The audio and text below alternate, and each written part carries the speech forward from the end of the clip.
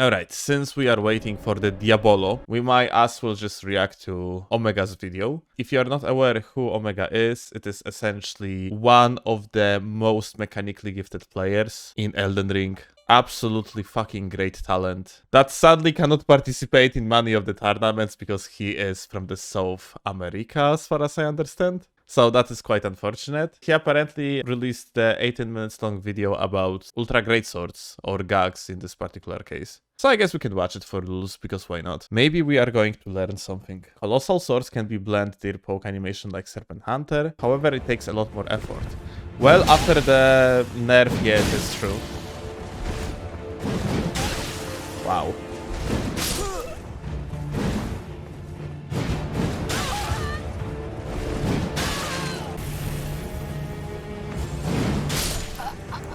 Well, very pretty spacing, that's for sure. One of the benefits of Colossal Swords in comparison to the Serpent Hunter, because vast majority of these things that you see here you could do with the Serpent Hunter as well, yeah? The problem though is that Serpent Hunter is shorter. So, for example, this spacing over here that we have just seen wouldn't be possible with Serpent Hunter.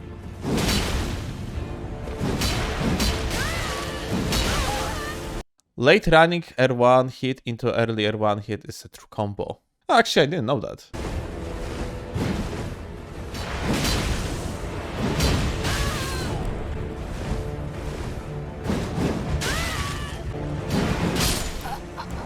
Look how well the gamer is actually abusing the blind spot of the Colossal Swords, which is indeed a little bit on the left side from the perspective of the attacker. This is actually fucking great.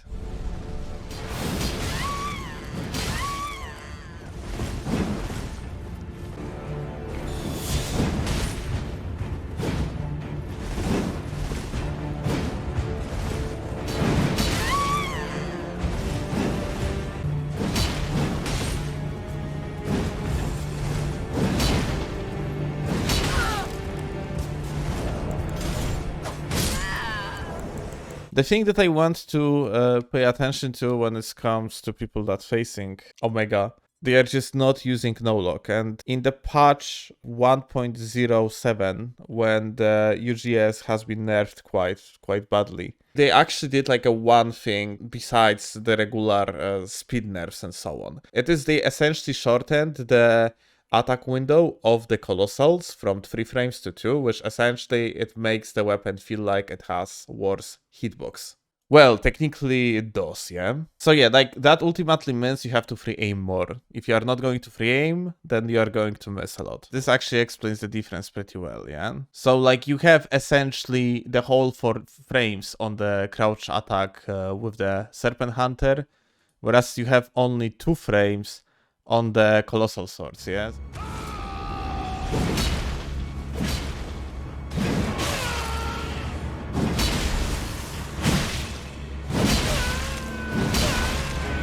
Late R1 into early R1 follow-up is another true combo. Ah, yeah, that is actually something that I knew, and yeah, this is true. It's not that easy to execute though, but you can do that.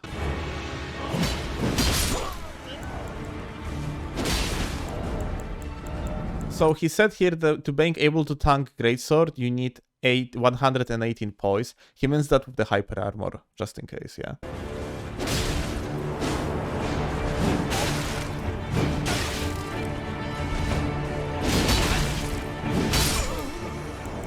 Well, that's fucking cool as fuck, man. You need only 91 points to tank dual GS. It's 91 for the neutral R1. The value is higher for the crouch poke though, because crouch poke has less hyper armor.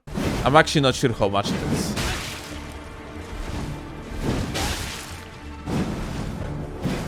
Also, since dual GS has separated poise damage, usually your poise health won't be 100% after getting ghost hitted. So if you are going to get hit with only one, you are ultimately indeed not going to have the poise reset. And then you are going to attempt to use the hyper armor against your opponent without the knowledge that you do not have full poise. You are going to end up simply getting fucked. The way how to prevent misfortunate situations like that is to use Storm Stomp. Storm Stomp is essentially pretty good. Little bit of lagu. Yeah. That's why we need a fucking ping filter, essentially, yeah? Omega's supposed to absolutely space it out. It was very decent play here, but because of the latency of like 200 that he has here, he just couldn't.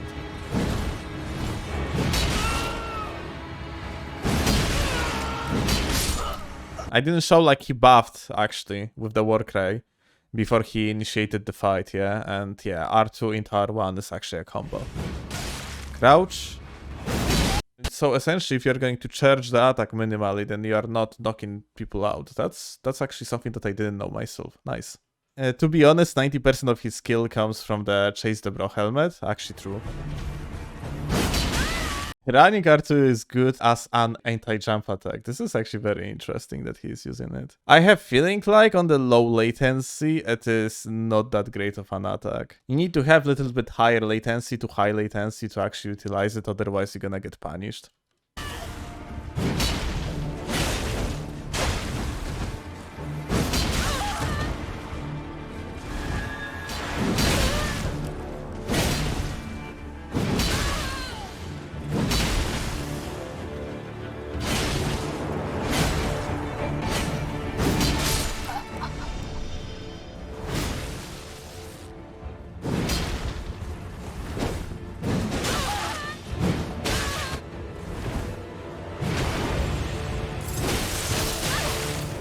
Great use of the hyper armor here. Insane.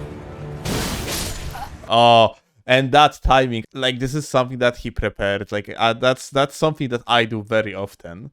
I just throw the Chilling Mist. Although I'm usually doing that on the lances. And then I try to time a status proc to catch the free hit on the opponent. It's super satisfying to do.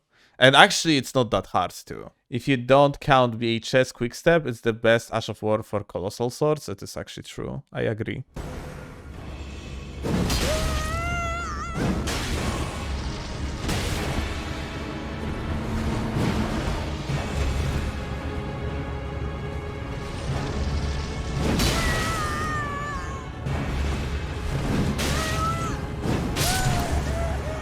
So a lot of people getting very upset at the fists currently. Fists actually are very, very powerful. That being said, playing the distance is super important. Like, this is essentially the weak point of the fists, yeah? They are like very short ranged. Fists benefiting a lot out of the competitive areas, in the meaning that, like, for example, so-called tournament spot on the Stormveil Castle actually benefits fists because it is rather small fucking square and it is quite easy to play corners. But in the arena where you have way more space, fists are just simply weaker by the environment you are playing in. I would say that Omega uses the distance very, very well.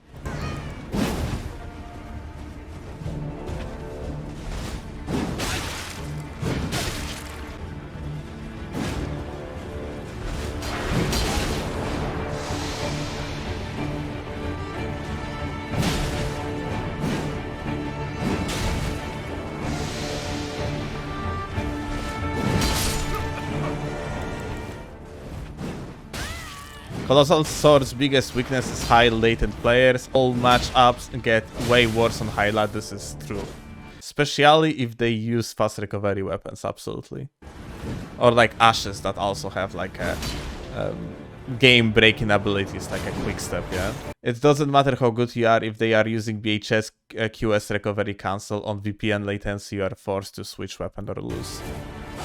But yeah, back in the days when Gags was actually fucking super strong, I used to always have the poison version of it, using the poison mist to apply the poison as soon as possible against latent players, and just like, yeah, using the rod, using the poison, trying to apply status twice. Also, less of the crouch pokes in that case, more of the jump attacks, yeah? It is very likely your opponent, the high latency, is just going to hit by the random jump attack. It's in fact way higher chance than approached crouch attack, yeah?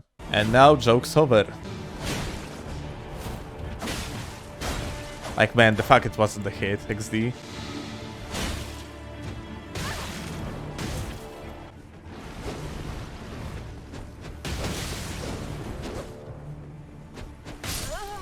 Well, rip. Using VPN deserves point down. Omega is Omega toxic, one could say. Oh, look, that's me. Well, hey! I mean, like, the movement fits. Like, I guess that's me indeed. Uh-huh. Uh-huh.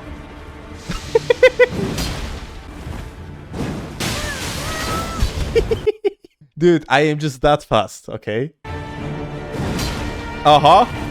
That was accurate dodging ability over here. Just like me, for real. Uh-huh. Uh-huh. Okay, listen, Omega, you won this round, but the war is going to continue. I'm gonna get you next time. Okay, we can take a look on his build, I guess.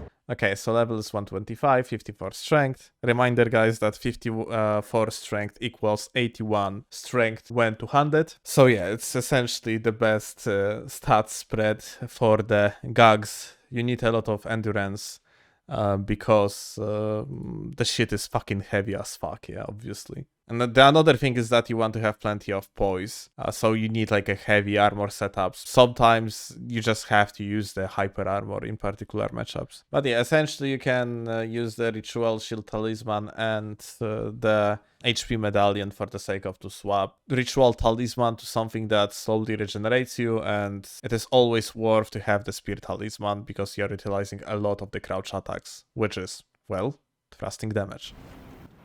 Well, okay, what the fuck is this? Okay, why these are placed randomly by hand? What the shit is that? Why these are not aligned? And what is even that fucking scoring though, man? What the fuck am I looking at? Anyway, guys, big recommendation on my side. Please subscribe to Omega Gamer. He is, one could say, Omega good. I want to kill my